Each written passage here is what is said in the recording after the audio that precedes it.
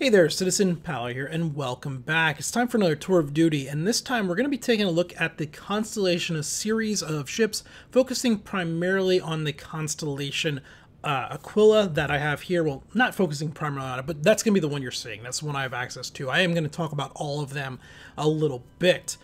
Before we dive into this, this is post-commentary. I tried to record this video 5 times. One time a guy stole my ship and I got killed. Another time the ship despawned on me. It's been a mess. But I'm finding that this ship, there's a little too much going on, and I have too many thoughts about it to keep them in order while also playing the game. So I'm going to do posts. That does mean, though, the footage isn't going to sync up exactly. It's not going to be great. I will do what I can in the editing to show the things I'm talking about, when I'm talking about it. But yeah, it's not going to be as fluid as my normal videos are. But I figured this is better than the 32-minute ramble I ended up actually recording. Yeah, so let's go ahead and let's get into it. If you've been around Star Citizen at all, you've probably seen the Connies. There's a fair chance you've been in the Connies, so I'm not going to be telling you a whole lot new about them. If you're here, maybe you're here on my opinions or whatever. These are kind of the iconic multi-class ship, or not multi-class, multi-crew ship in the game, in my opinion. So you have, like, if you look at it, the Hornets are kind of your base fighter. If there's an iconic fighter that is the flagship of Star Citizen, it's the Hornet. If there's a flagship or whatever for the multi-crew, it is the Connie. And then if there's one for the capital class ships, that's going to be the Bengal carrier. So this ship's been all over the place. It's in a lot of the marketing. You've seen it around. And for good reason. It has a lot of personality to it. This ship, it definitely compared to a lot of the other ships in Star Citizen, at least the ones we currently have in, that are more function over form. This one's definitely more form over function. Now that's changed a little bit with like the 600 series, even the old 300 series, they have a little more form over function. But the ones that are common within Star Citizen, you look at the Auroras, you look at the Cutlass, you look at the Freelancers, you look at the Starfarer, the Reclaimer. Those are all much more, as you can say, function over form. That's not really the case with the Constellation series. They're big ships when they come to the footprints. There's a lot of ship here to them. They're 66, 65 meters long and like 25 meters wide and all that. But there's not a lot of usableness in there. And I'm going to come back and talk about that much later on in the video. But with this, they do come with a very interesting aesthetic. The aesthetic is, I want to say Star Trek-ish, but I realize some people might get mad at me at that, and I'm also not an expert. I'm not a Star Trek fan. But if like any one ship I was going to say fits in the Star Trek world, I would say it's going to be these Connies. Whereas, well, maybe also the 600 series. Now, the 600 series more fits in the prequel Star Wars world. Now we just triggered some people. You get the idea of what I'm talking about. It does come in 4 variants. Some people would argue a 5th variant, but so you start off with the Constellation Taurus, which comes in at an MSRP of $150. This one is the base loadout. It's going to be, you have 4 size 4 guns by default. They're M4A laser cannons. They are mounted to size 5 hardpoints though. So you could remove them, do 4 size 5 weapons. You also get 24 size 2 missiles. These are pretty cool. They're deployed out of these ports that pop up kind of along the neck of the ship, I would call it, the top size neck, and when you power the ship on, they pop up, and they're actually loaded from inside the cargo bay area. So in theory, at some point, you might be able to actually have a bunch of boxes of missiles inside the cargo bay, and as you fire them off, you can reload them, but you do get 24 size 2 missiles, so size 2 for taking down a ship of this size wouldn't be very good, but for swatting at smaller ships, that's quite a few missiles coming in.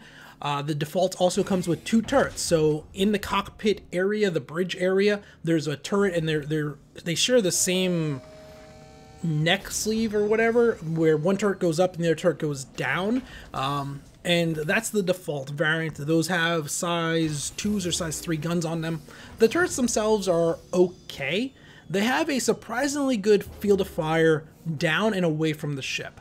There's one notable glaring problem with them, in my opinion, and that is they're tough to get a ship in front of you where both turrets can fire on it at the same time. And I don't know if that's a good thing or a bad thing. You know, you do have a lot of covering fire down and up, whereas a lot of the other ships where they can converge on one target, they don't have the covering fire down and up. So it's kind of a trade-on, trade-off, but it is something to keep in mind about that. It is a ship that does, oh, so that's the base model, the Taurus. Then you have the Constellation Andromeda, which is the next step up. That one runs a $210 MSRP. I believe it might be $215. It's right in there, that $210, $215 range. This one basically brings more firepower to the situation. It's supposed to be a little bit more tanky, though I don't see in the ship matrix what it actually does. My guess is it has better shield generators. They're still size 2s, but it may have 2 more efficient size 2 shield generators. The big thing that stands out on this one is you do gain an additional set of launchers that are going to provide you with 28 size 1s in addition to your 24 size 2s. So a lot more missiles, but they are a smaller size. And again, in theory, at some point, you'll be able to load them out of cargo containers in the cargo bay and carry even more missiles than that. I just did the video on the Freelancer Misk, and that guy was rocking, I think they're size 3s, a lot less size 3s. Well, not a lot. It did 20 size 3s. The size of the missiles in the Connie leave a bit to be desired, I think. It feels like it should, at least under these massive engines where the major laser cannons are or something, it feels like you could fit some larger missiles. The ship should have a little more punch, I think.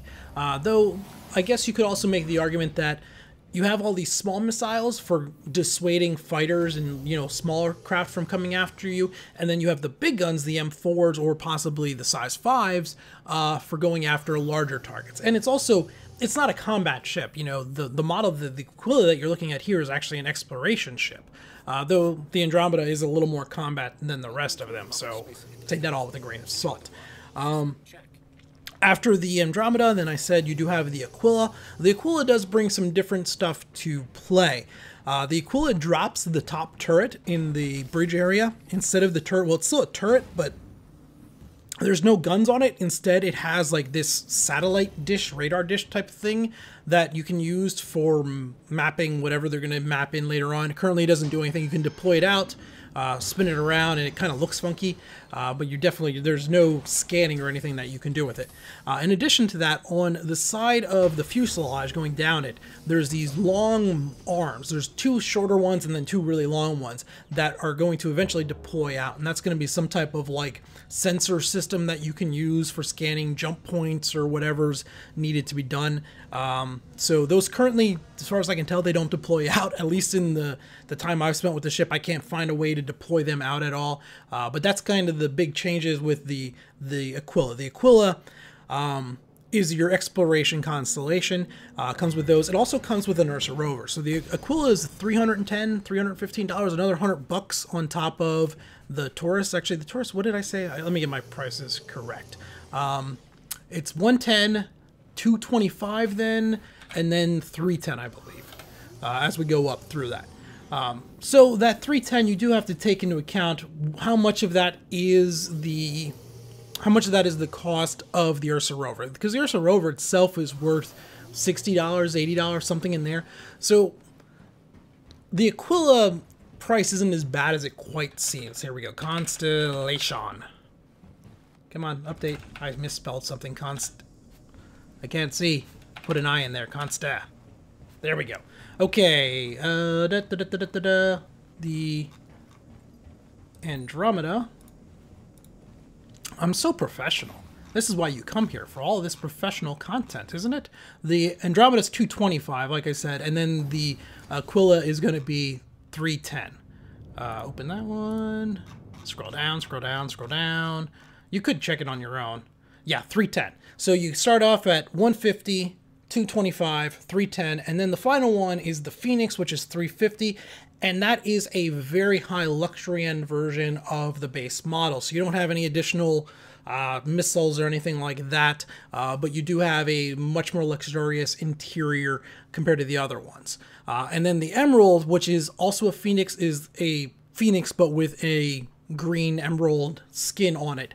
So I'm not counting that as an entirely separate variant. That was just a very limited model of it. So that's the basics of them broken down. Interior wise, the cockpit, the bridge, whatever we want to call it, it's neat, I think. There's a lot of, again, form over function. This is one of the things where this ship has kind of become a bit meme worthy, where the cockpit, especially from the pilot's seat, it's a lot of screens and a lot of pillars. Now that doesn't mean you can't see what you're looking for, but tracking a small fighter or something in this, there's a lot of visual noise when looking through this thing. Something I think they could do, I don't know how much it would hurt to overhaul this, and I expect that these Connies will get a bit of a relook later on down the line because of where they do sit within the whole, their importance to Star Citizen.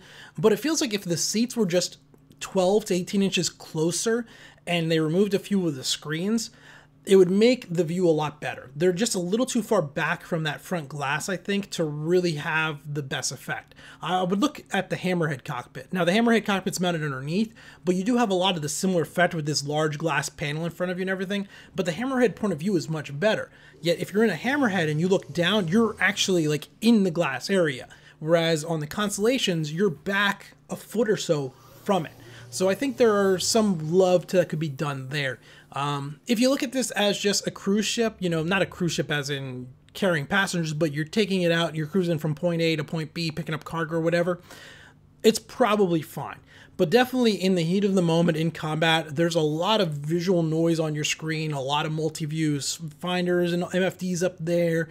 It can be easy to lose track of the arrow of where your target is and all that stuff. So there's that.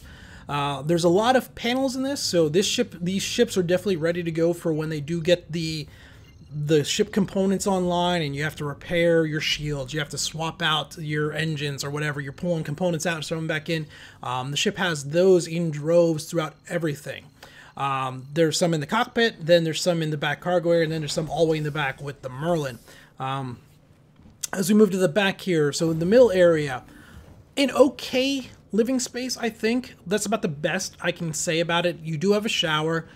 You have, you know, the locker area for storing some equipment, some weapons lockers, some basic quote-unquote storage for food or whatever you would use going forward. There's 4 bunks. There's a nice little lounge seat or whatever in the Aquila here. There's a table that pops up out of the floor, and I do really like that, how the table goes down into the floor to get out of the way, to give you more floor space when you don't need it. The living space is adequate at best, I think. It gets the job done, but they're definitely, I think, for a ship of this size, it feels a little underwhelming, in my opinion. As we continue on back, we then enter the main cargo area. So this is where the large cargo lift is that goes up and down. This will fit your 960 SCU or whatever of cargo, or 9,600, depending on how we're rating it.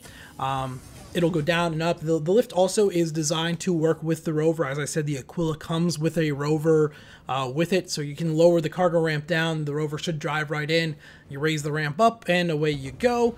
The physics grid sometimes breaks, and that doesn't always work the way it's supposed to, but in theory that will work.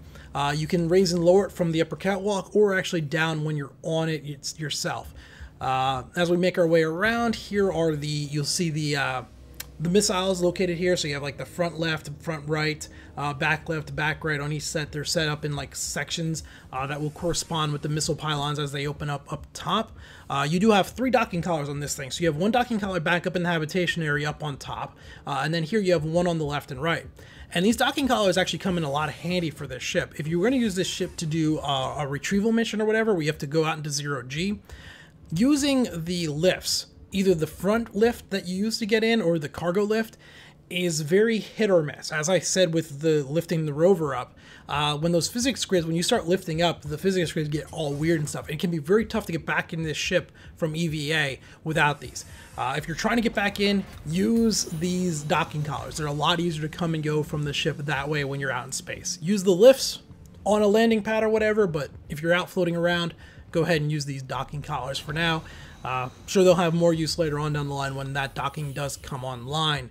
As we move to the back, you're going to see more containers, not containers, but more panels and stuff for things that can be repaired, swapped out.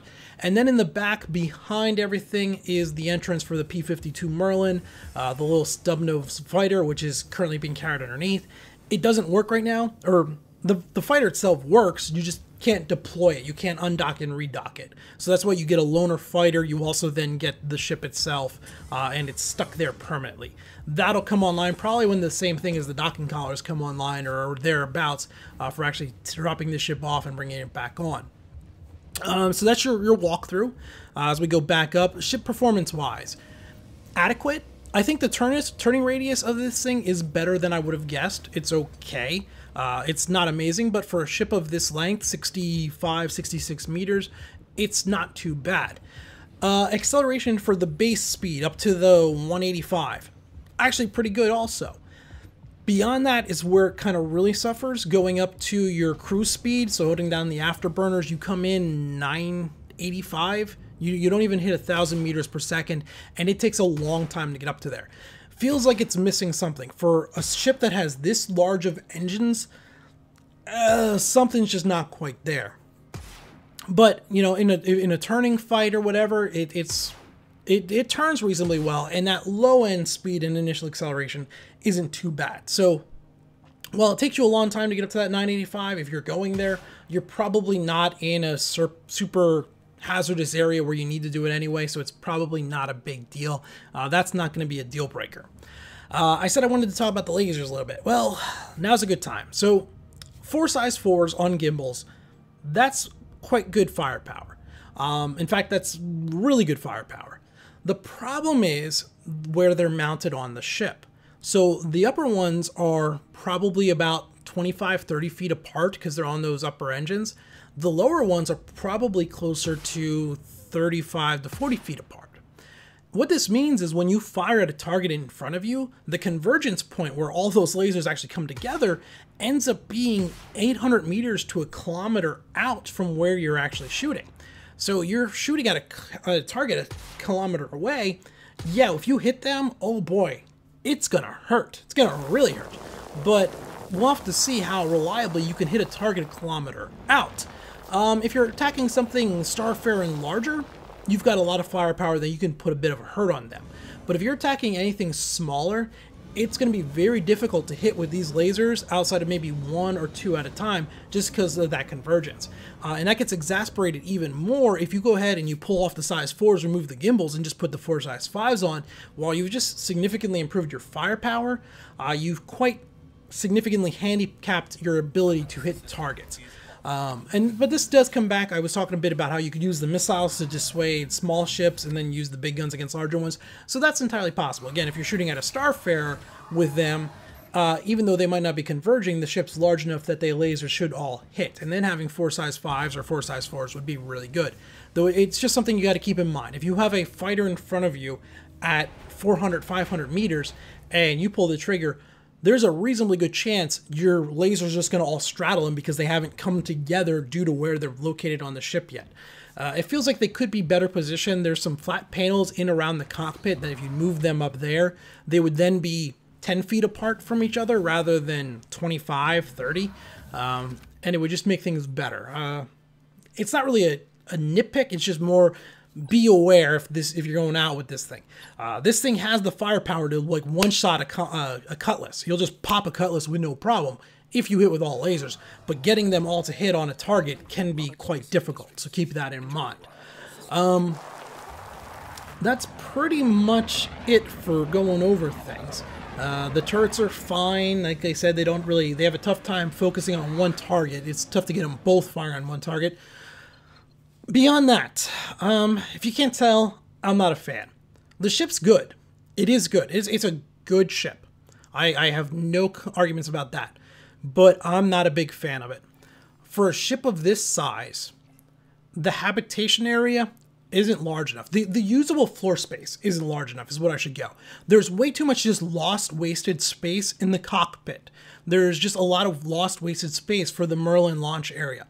The ship, just the way it's designed, although it's 66 meters long and then like 14, 18, I forget, whatever wide, the actual square footage feels small compared to the size of the ship. And that's where I'm much more of a function over form, whereas this ship is more form over function. Let me take a drink here for a sec.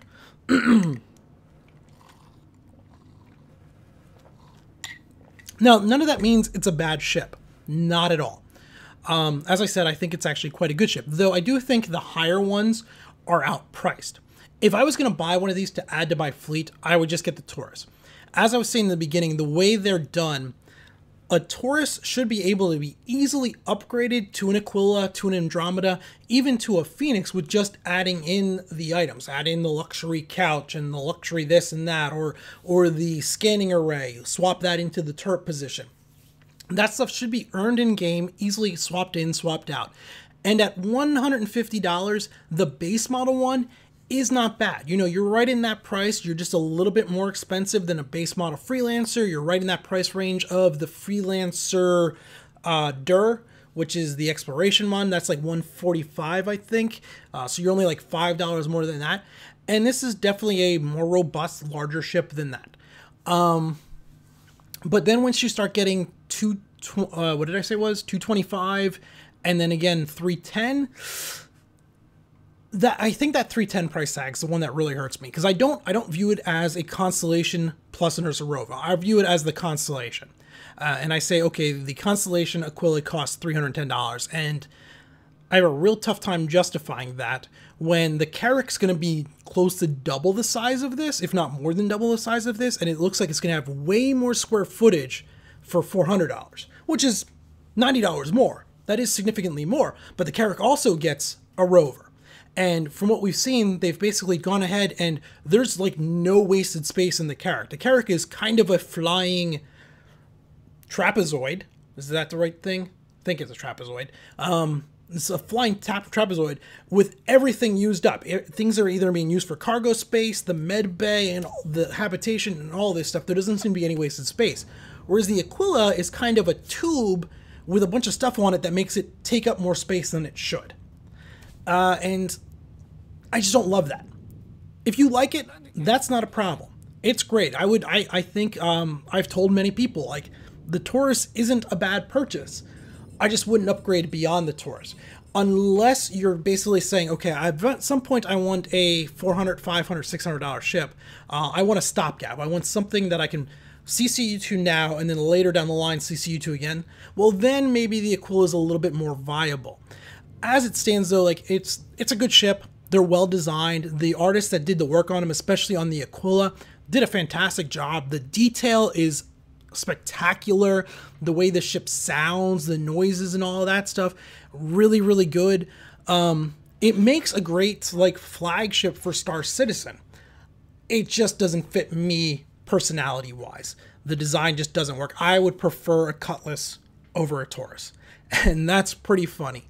Cutlass isn't nearly as functional, but yeah, I think I've rambled again. We're already up to 23 minutes, so there you guys go. That's the Constellation series. They're a complicated bunch. There's a lot going on here. There's a lot to like, and if you want that Star Trek type look and you want that roleplay type ship maybe, or just that, you know, that form, that really neat looking ship, by all means.